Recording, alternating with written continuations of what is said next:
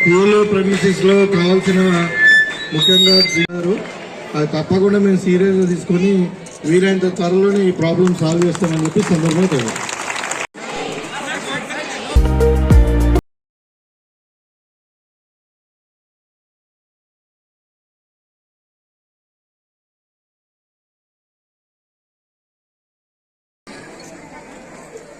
Social welfare school and హాస్టల్లో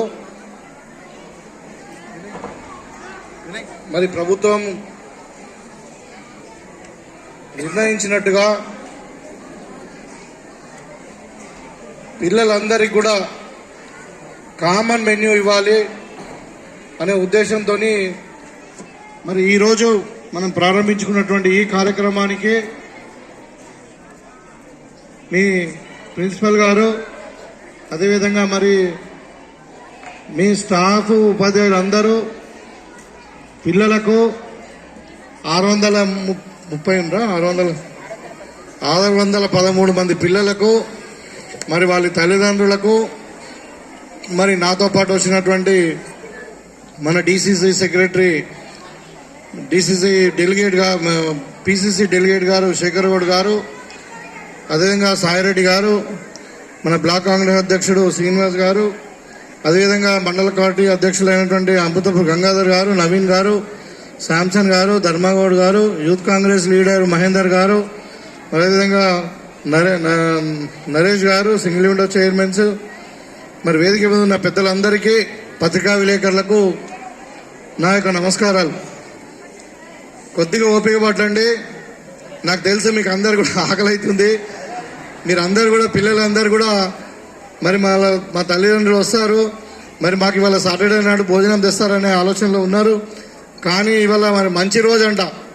చాలా గుళ్ళల్లో కూడా ఇవాళ అన్ని ఇవాళ లక్ష్మీనరసింహ స్వామి టెంపుల్లో జాతర, తర్వాత ఆంజనేయ స్వామి టెంపుల్, ఈ మరి విగ్రహ ప్రతిష్టాపన, ఇవన్నీ 3-4 కార్యక్రమాలు ఉండడం వల్ల నేను కొద్దిగా ఆలస్యమైంది. నన్ను క్షమించాలి మీరు ముందుగా, ఎందుకంటే వీళ్ళదేం తప్పలేదు, నేనే లేట్ వచ్చాను. అయితే ఈ సందర్భంగా మరి వాళ్ళ తెలంగాణ ప్రభుత్వం, మీకు అందరు కూడా తెలుసు, మన పిల్లలే వీళ్ళందరూ కూడా చదువుకుంటుండ్రు. మరి వాళ్ళందరూ కూడా నాణ్యమైన భోజనం పెట్టాలా వాళ్ళందరూ కూడా. మరి నేను ఒక డాక్టర్, మీకు అందరు కూడా తెలుసు. బ్యాలెన్స్డ్ డైట్ అంటారు. బ్యాలెన్స్డ్ డైట్ అంటే దాంట్లో కార్బోహైడ్రేట్స్, ఫ్యాట్స్, ప్రోటీన్స్, ఇవి 3 మెయిన్ ఎలిమెంట్సే కాకుండా మరి వైటమిన్స్, తర్వాత మినరల్స్, మైక్రో ఎలిమెంట్స్ అన్నీ కూడా ఉండాలి. బ్యాలెన్స్డ్ డైట్ తినడం వల్ల పిల్లలు ఆరోగ్యంగా పెరుగుతారు, రోగ నిరోధక శక్తి బాగా పెరుగుతుంది. తర్వాత వాళ్ళ ఒక ఆరోగ్య పరిస్థితి, ఫిజికల్గా అంటే మానసిక పరిస్థితి, మరి ఫిజికల్ ఫిట్నెస్ కూడా బాగా పెరుగుతుంది. కాబట్టి మంచి ఆరోగ్యమైనటువంటి ఆహారాన్ని ఇవ్వాలని చెప్పి ఇవాళ తెలంగాణ ముఖ్యమంత్రి, మా ప్రియతమ నాయకుడు రేవంత్ రెడ్డి గారు ఇవాళ మనకు అన్ని హాస్టళ్లలో మధ్యాహ్న భోజనంతో పాటు అందరి పిల్లలకు మన దగ్గర 6 లక్షల మంది పైన పిల్లలు ఉన్నారు హాస్టళ్లలోనే. ఈ అందరికి కూడా మరి మధ్యాహ్న భోజనంతో పాటు సాయంత్రం భోజనం కూడా, మరి దాంతోపాటు మరి షార్ట్ బ్రేక్ అంటే మన మధ్యాహ్నం అంటే స్కూల్ స్టార్ట్ అయినాక 2 గంటలకు బ్రేక్ ఇచ్చి మళ్ళీ సాయంత్రం స్నాక్స్ ఇవ్వాలని నిర్ణయించినప్పుడు, ఇప్పుడు ఇంతకుముందు ప్రిన్సిపల్ గారు చెప్పినట్టు 3వ తరగతి నుండి 7వ తరగతి వరకు ఇంతకుముందు 950 రూపాయలు ఉండే. ఇప్పుడు మన ప్రభుత్వం వచ్చినాక 1350 రూపాయలు చేసింది ఖర్చులు. నెల ఇచ్చాడు పిల్లలకు. పిల్లలు పెద్దవాళ్ళు అవుతుంటే కొంచెం ఎక్కువ తింటారు కాబట్టి మరి 8వ తరగతి నుండి 10వ తరగతి వాళ్ళకు 1100 రూపాయలు ఉండే, ఇప్పుడు 1540 రూపాయలు చేసాం. అదేవిధంగా ఇంటర్మీడియట్ నుండి మరి పీజీ వరకు ఉన్న పిల్లలకు 1500 ఉండే 2500, 2100. అంటే డైరెక్ట్గా ఒకటేసారి 40% మనకు మెస్ ఛార్జెస్ పెంచినాం మనం. పెంచి అదేవిధంగా కాస్మెటిక్ ఛార్జెస్ అంటే నూనె కానీ, సబ్బులు కానీ, మరి ఆడపిల్లలు ఎన్నో అవసరాలు ఉంటాయి వాళ్ళకు, అన్నీ కూడా కొనుక్కోవడానికి. మరి చిన్నపిల్లలకైతేనేమో 110 నుండి 175, మరి పెద్ద పిల్లలు అయితేనేమో 140 నుండి 275, అంటే ఆల్మోస్ట్ డబుల్. ఒకటేసారి 6 లక్షల మంది పిల్లలకు ఈ రేట్లు పెంచడం జరిగింది. దీనివల్ల ముఖ్య ఉద్దేశం ఏంటంటే వాళ్ళకు నాణ్యమైన భోజనాన్ని అందించాలా, వాళ్ళు నాణ్యమైన జీవితాన్ని గడపాలా అని రోజు మంచిగా అంటే శుభ్రంగా మనం స్నానం చేసుకొని ఉతికిన బట్టలు తొడుక్కొని తల వెంట్రుకలని మంచిగా కట్టుకొని ఇవన్నీ కూడా మనం అంటే శుభ్రంగా ఉండడానికి హైజీనిక్గా కూడా ఉండడానికి. అయితే వాళ్ళ మెన్యూ కూడా ఇది చూపిస్తా ఉన్నారు ఇక్కడ ప్రిన్సిపల్ గారు. ఇప్పుడు మీకు అందరి పిల్లలు కూడా పొద్దున 7 నుండి 7:45 వరకు పొద్దున బ్రేక్ఫాస్ట్ ఇస్తారు. బ్రేక్ఫాస్ట్లో నెల రోజులు 30 రోజులకు కూడా ఆల్రెడీ మెన్యూ ఫిక్స్ చేస్తారు. ఇప్పుడు ఇవాళ ఉన్నది రేపు ఉన్నది ఎల్లుండి ఉన్నది, నెల రోజుల పూర్తి మొత్తం మెన్యూ పెట్టిండ్రు. దీంట్లో ఇప్పుడు సపోజ్ మనకు ఒక రోజు ఇవాళ సాటర్డే అనుకుంటే మనకు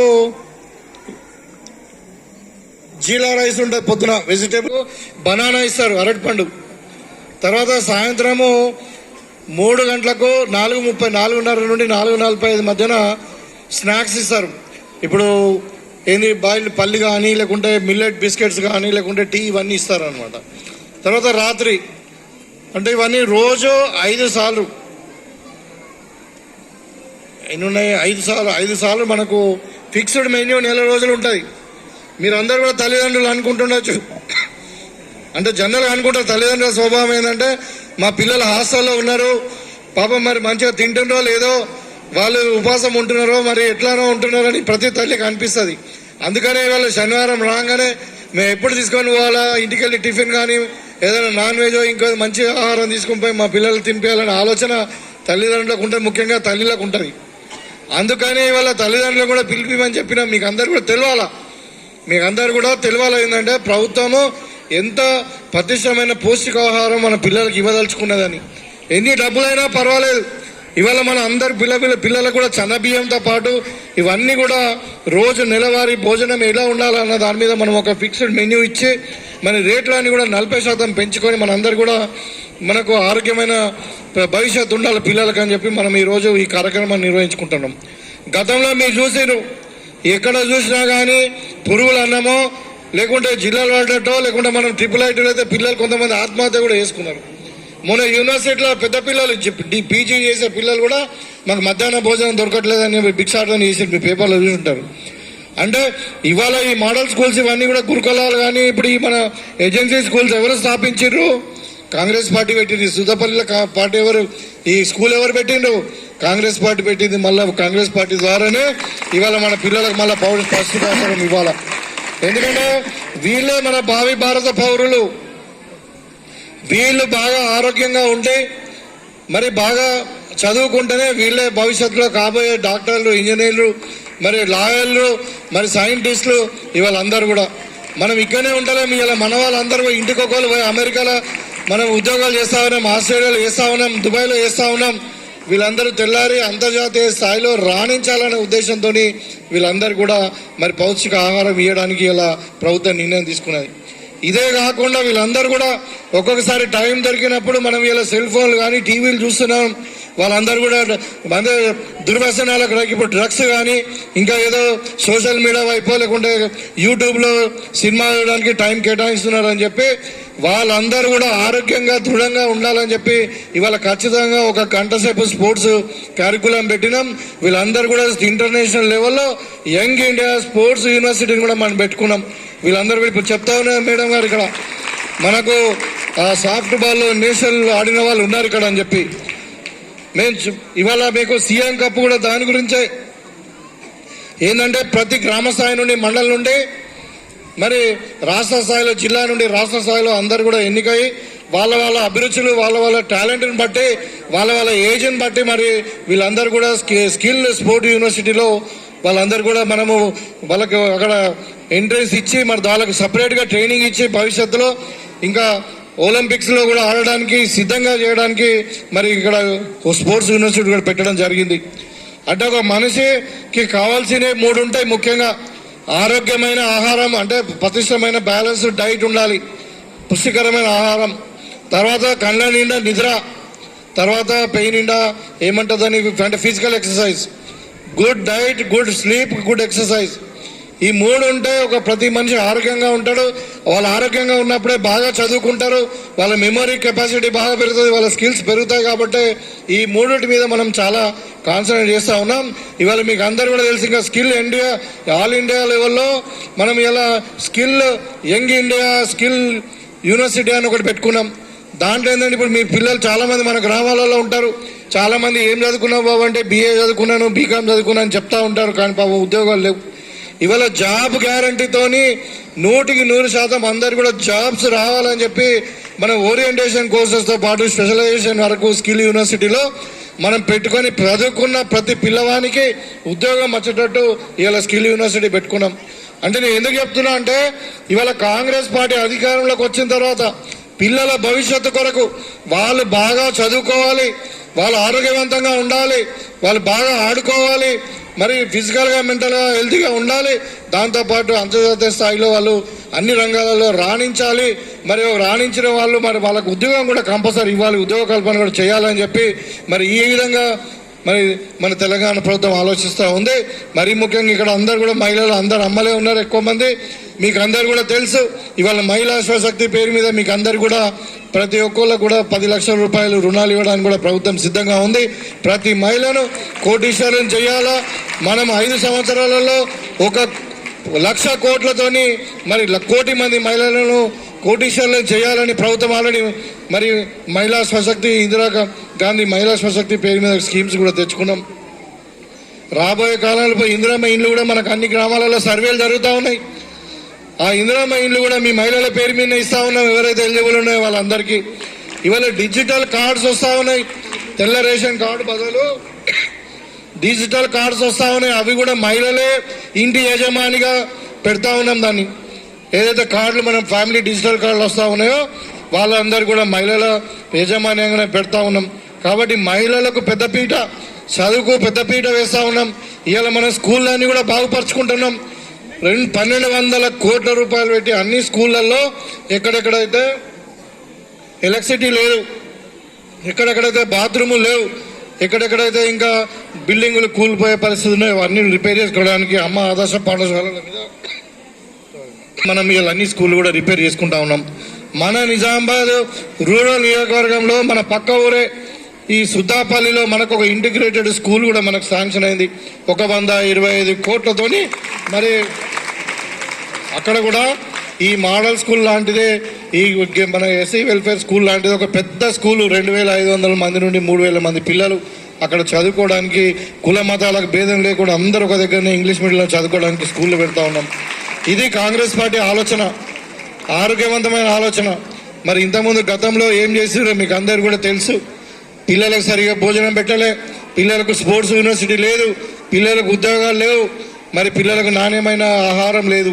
ఇవాళ చెప్తా ఉన్నాం మన ప్రతి ఇవాళ ఎస్సీ వెల్ఫేర్ స్కూల్లో టోటల్ 100% మనము టీచర్లను అపాయింట్ చేసుకున్నాం. ఇవాళ ఏ స్కూల్లో కూడా టీచర్లు లేరు. మొత్తం 11,000 మంది టీచర్లు మనం పెట్టుకున్నాం. ప్రతి మండలానికి MUలను పెట్టుకున్నాం. ఇక్కడ ఎక్కడ కూడా ఇలా మనము అంటే విద్యను పక్కకు పెట్టకుండా ఇవాళ మీరు అందరు కూడా బడ్జెట్ కూడా చూడొచ్చు.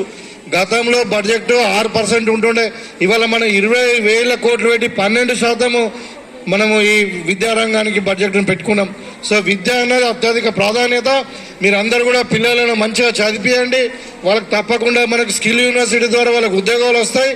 వాళ్ళు మంచి పేరు తెస్తారు. మీ కుటుంబానికే కాకుండా ఈ మండలానికి, ఈ ప్రాంతానికే కాకుండా మొత్తం దేశానికే వాళ్ళు మంచి పేరు తెచ్చేటువంటి కెపాసిటీ వాళ్ళకున్నంత టాలెంట్ వాళ్ళకు ఉంది. కాబట్టి వాళ్ళందరికీ కూడా మంచి భవిష్యత్తు ఉండాలని చెప్పి మరి మనం పూజ కూడా చేసుకున్నాం. పెద్దలు బాబాసాహెబ్ అంబేద్కర్ రాసినటువంటి రాజ్యాంగం ప్రకారం మీకు అందరు కూడా సమానమైన హక్కులు, సమాన అవకాశాలు రావాలని చెప్పి ఇవాళ మనము కులగణన కూడా సామాజిక ఎకనామిక్ సర్వే కూడా మనం చేసుకుంటా ఉన్నాం. ఇది ఒక ప్రోగ్రెసివ్ ఆలోచన.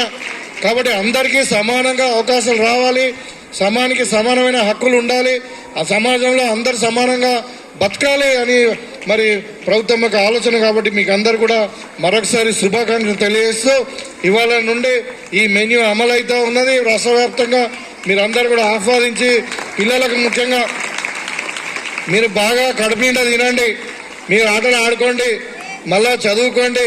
మీరు మంచి భావి భారత పౌరులుగా ఈ మంచి ఉన్నత స్థానానికి ఎదగాలని ఆ దేవుణ్ణి కోరుకుంటూ మీ తరఫున మీకు అందరికీ మంచి భవిష్యత్తు ఉండాలని కోరుకుంటూ, ఎందుకంటే ఇక్కడ మీ తల్లిదండ్రులు వచ్చారు, వాళ్ళు ఏమనుకుంటారు, మా పిల్లలు పెద్దవాళ్ళు అవుతారు, చాలా మంచి పేరు తెచ్చుకుంటారు, మాకు మళ్ళీ పెద్ద అయిన తర్వాత బాగా మమ్మల్ని చూసుకుంటారనే ఆలోచన వాళ్ళకు ఉంది. కాబట్టి వాళ్ళ యొక్క ఆలోచన విధానం తగ్గట్టు మీరు ఉండాలని చెప్పి కోరుకుంటూ మీకు సెలవు తీసుకుంటా ఉన్నాను.